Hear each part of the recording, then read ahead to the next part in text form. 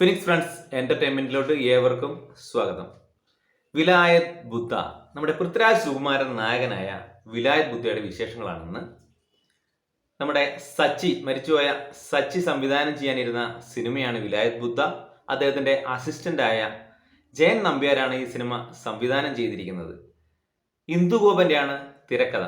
അപ്പം വീഡിയോയിലോട്ട് കിടക്കുന്നതിന് മുമ്പേ എൻ്റെ ചാനൽ ആദ്യമായിട്ട് കാണുന്നവരായിരിക്കും, കാരണം രണ്ടാമത്തെ വീഡിയോ ആണെന്നുള്ളൂ. ആദ്യമായിട്ട് കാണുന്നവരെ ചാനൽ സബ്സ്ക്രൈബ് ചെയ്യണം, ലൈക്ക് ചെയ്യണം, ഷെയർ ചെയ്യണം. നിങ്ങളുടെ വിലയേറിയ അഭിപ്രായങ്ങൾ കമന്റ് രൂപത്തിൽ അറിയിക്കണം. അപ്പോൾ നമുക്ക് വീഡിയോയിലോട്ട് കിടക്കാം. സിനിമയുടെ പ്ലസ് പോയിന്റുകൾ നമുക്ക് പറയാം. പ്ലസ് ആണ് എനിക്ക് തോന്നിയത് അഭിനയ മുഹൂർത്തങ്ങളാണ്. വെച്ചാൽ എല്ലാവരുടെയും പ്രകടനങ്ങൾ മോശമില്ലാത്ത രീതിയിലുണ്ട്. അതിൽ കൂടുതൽ മികച്ചു നിന്നത് നമ്മുടെ ഷമ്മി തിലകന്റെ പ്രകടനമാണ്. ഷമ്മി തിലകന്റെ പ്രകടനം തുടക്കം മുതൽ ഒടുക്കം വരെ അദ്ദേഹത്തിന് കിട്ടിയ റോള് അതിഗംഭീരമായിട്ട് അദ്ദേഹം ചെയ്തിട്ടുണ്ട്. മാത്രമല്ല, ഇതിനകത്തെ ഈ സിനിമയിലെ നായക കഥാപാത്രം ശരിക്കും പറഞ്ഞാൽ നമ്മുടെ ഷമ്മി തിലകനാണ്.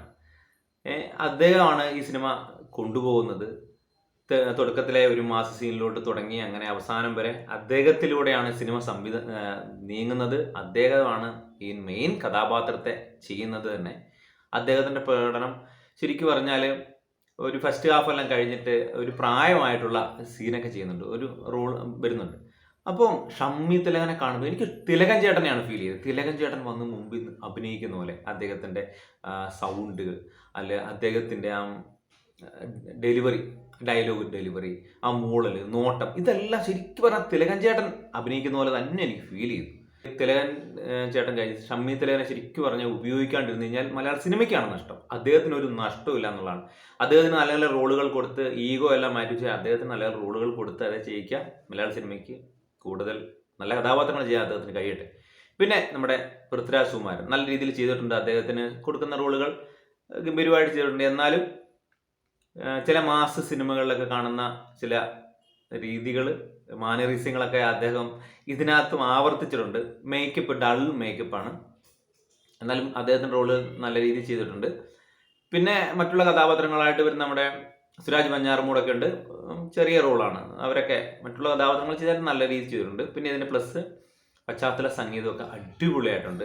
മ്യൂസിക്കൊന്നും കുഴപ്പമില്ല, പാട്ടെല്ലാം നല്ല രീതിയിൽ ചെയ്തു വെച്ചിട്ടുണ്ട്. പശ്ചാത്തല സംഗീതവും പിന്നെ fight scenes, stunt fight scenes, chase, കാട്ടിലുള്ള രാത്രിയിലുള്ള ചേസൊക്കെ അടിപൊളിയായിട്ടാണ് എടുത്തു വച്ചിരിക്കുന്നത്.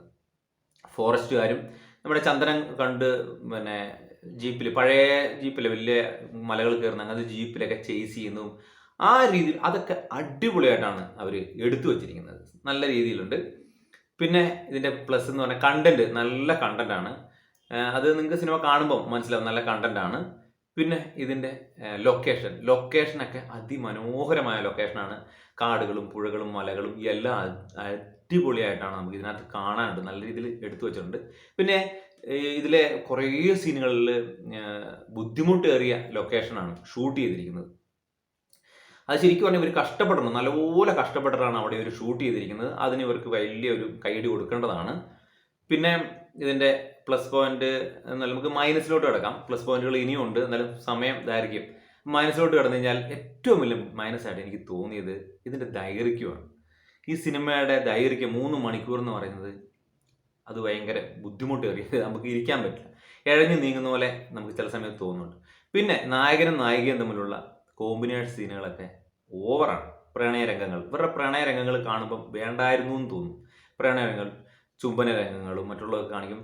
പൊതു ആൾക്കാർ കൂടി നിൽക്കുന്ന സ്ഥലത്ത് വരെ ഇവരുടെ ആ രീതിയൊക്കെ വളരെ ബോറായിട്ടാണ് എനിക്ക് വീഴുന്നത്. ശരിക്കും പറഞ്ഞാൽ സച്ചിയാണ് ഈ സിനിമ സംവിധാനം ചെയ്തിരുന്നെങ്കിൽ ആ രംഗങ്ങളൊന്നും ഉണ്ടാവുകയില്ലായിരുന്നു. ഈ സിനിമ ഇത്രയ്ക്കും ദൈർഘ്യം ഉണ്ടാവില്ലായിരുന്നു.